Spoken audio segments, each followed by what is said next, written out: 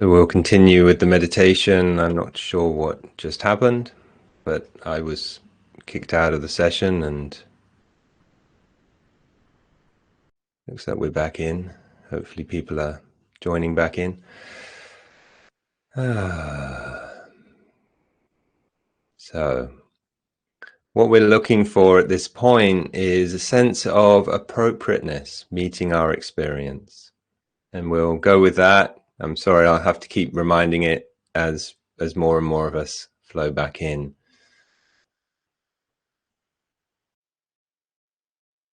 Already taking the time to check what's going on in the body, getting a whole wider sense of the body sense, the being sense, if we're more in the sounds.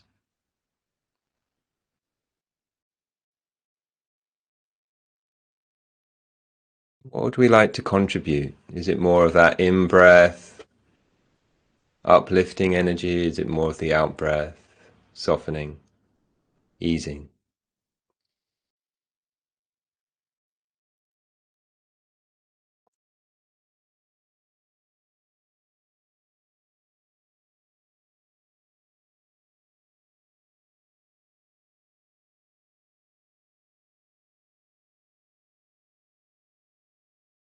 Checking what is here and how shall we meet it, particularly with those qualities of the arisings of breath and sounds and the fadings and pausing, passing of the other.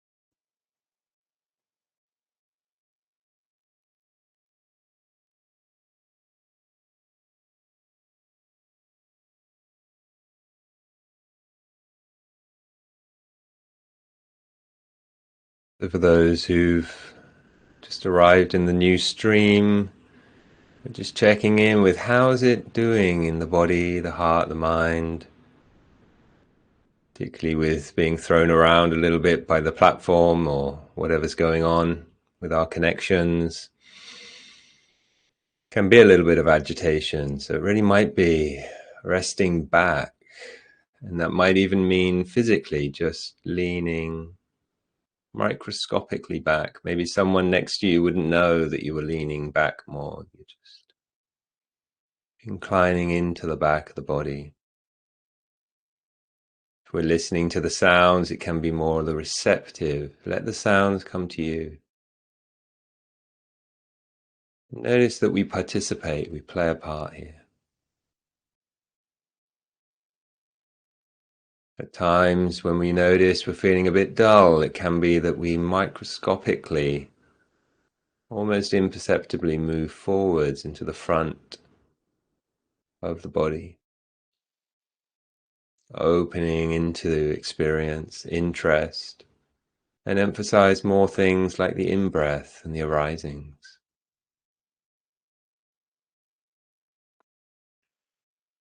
We're recognizing that we play a part and finding our way to play that part.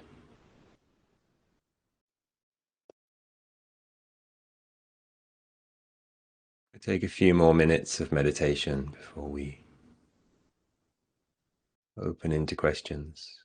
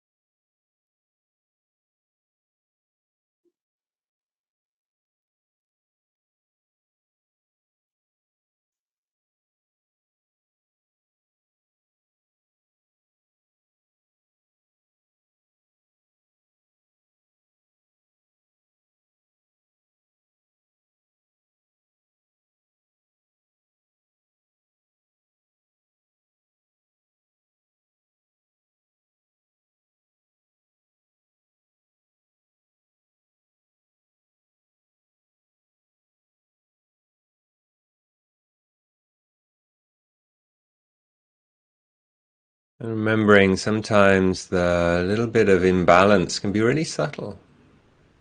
And it might be more that rather than emphasizing the whole way to an in-breath or an out-breath, it could be that we play with the amount of intensity, so to say, of our attention. It's quite light, the attention with one part. Maybe it's just quite light with the in-breath, like we're watching a bird and we don't want to disturb it. So we're watching quite light attention. And then with the out breath, it could be quite wild. We really just go with it, fully embracing the softening, trusting yourself to play like an artist. It's just making shapes, making colors, not creating that masterpiece. We're playing, we're learning, but we're also contributing. Take a couple more minutes of practice together.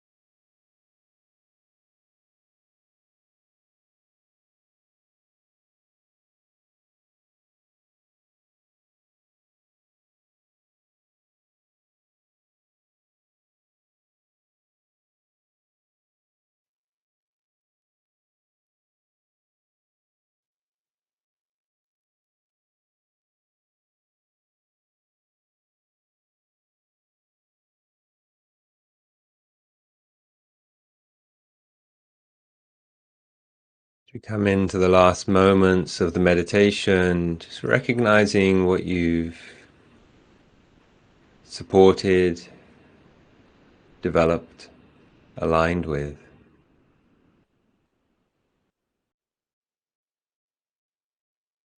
And maybe that grander intention of what we wish to see more of in our lives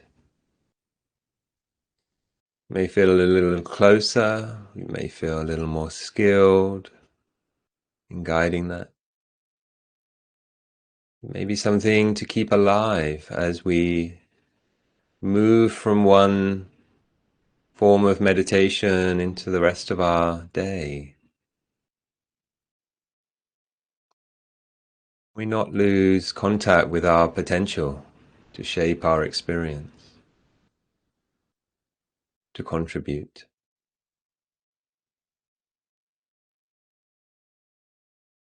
So I invite you to begin in whichever way. If your eyes were closed, maybe opening the eyes, but still playing the impact of in-breathing, out-breathing, arisings and passings.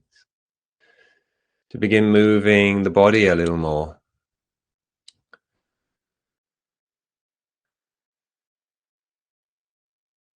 Still that sense of this dynamic continues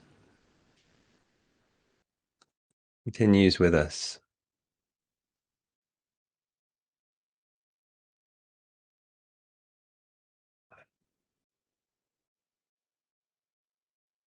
Apologies to all those who got knocked around a bit in the waves of the flood of stream ending, stream coming back. I actually don't know quite what happened there, but I'm really happy that many of us are back here. It looks now that it's not recording, so I guess those who will be watching later will miss this bit, and that's a shame for them. But I'm glad that we're here. We're here together. So yeah, we'll open now to a little bit of questions and reflections and that kind of part. Maybe just to mention, I'm sure it's really clear and apparent to all of you, but this is a completely freely offered gift that is given on behalf of Sangha Live and those who come here to teach. Oh, brilliant. Okay, so it says it's recording on your screen. I just haven't got the notification. That's really good news. So freely offered, but of course not free of cost. And I'll just put that Dana link there in the chat. And if you can participate, contribute in those ways, it will be of great help. And if it's not possible for you to contribute in those ways, then really feel this as a gift with no expectation. Yeah. And for everyone, it's a gift without expectation, but it can also be something of an invitation to participation, which is, I hope, actually also what we're doing with this meditation. Yeah. Okay, so Laura has a question. I'll just read it out. Focusing on breathing, I feel the ebb and flow of life with extreme motivation and extreme letting go at each end. Do you think the middle way is often just a split second in time in the flow of life and not at all something we can always count on to guide us? So the middle way continues to refine itself over time. Yeah. As a practice, it's really helpful and skillful to get to know it through things like, the autonomic breathing system, which is, it's always going on. It's always actually responsive to life. It's always this way of bringing something into being, contributing to the situation we find. Yeah. So if you get scared, breath changes. Yes. If you're falling asleep, breath changes. If you're getting excited, breath changes. Run up a hill, breath changes. Emotional, physical impacts of the world, the breath changes to be appropriate to that circumstance. And what we're playing with here is like, well, what's missing? What could I contribute? Because all of the intentions that we said, they're beautiful and they come from our hearts and they can feel really natural, but they don't often get to express themselves in the world because they get blocked, they get hindered, as we say in the Dharma, the hindrances, talking about the ways in which the heart gets hindered from being able to attain its most beautiful goals. So we can use the breath as that way, and we can notice the middle way might be seen as, well, it needs a bit more uplift. So the middle way there is more uplift. And now I feel, yeah, that's actually quite harmonizing. Yeah. Could be that the middle way is more of the out breath, and that softens down or opens out, reflects, these kinds of ways. Yeah. But it might be that the middle way comes at a certain point where actually the breath has already disappeared as a sensation for us. Like our attention is more refined, more subtle than the breath thing. So it's like here, okay, is it more that kind of thing we were talking about, that leaning into, leaning back from?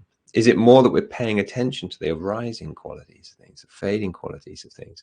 So that middle way thing can continue refining. So if it feels extreme, try lightening the attention on it.